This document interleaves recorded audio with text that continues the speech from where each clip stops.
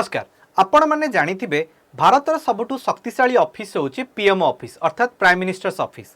वर्तमान आर ना परिवर्तन हो जायछि। वर्तमान आर ना दिया जिवो सेवा तीर्थ। आपण माने जानिथिबे एभली नाम परिवर्तन केंद्र सरकार की नुआ नुहे। केंद्र सरकार आ पूर्वरु राजपथर ना परिवर्तन करी आकु कर्तव्य पथ करथिले। ता सहित राष्ट्रपति भवन थिबा दरबार हॉल नाम परिवर्तन करी तार ना देथिले गणतंत्र मंडप। एबे रिसेंटली सेक्रेटेरिएटर ना परिवर्तन करा जाई आकु कर्तव्य भवन दिया जायछि। ता सहित प्रत्येक राज्यर राज्यपाल भवन को नाम परिवर्तन करा जाई ताकु लोक भवन नाम रे नामित करा जायछि। एभली करिबा द्वारा सरकार भारतीय मानकु सेमानकर कलंकित उपनिवेशवाद इतिहास रु मुक्ति दबाकू चाहुचंती।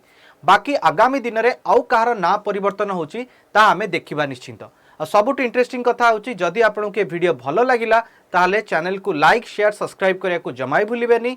ता सहित ओडिशा सिविल सर्विस जदि आपन प्रिपरेशन करिया को चाहंती ताले ऊपर दिया जायथिबा नंबर रे कॉल करिया को जमाई भूलिबेनी।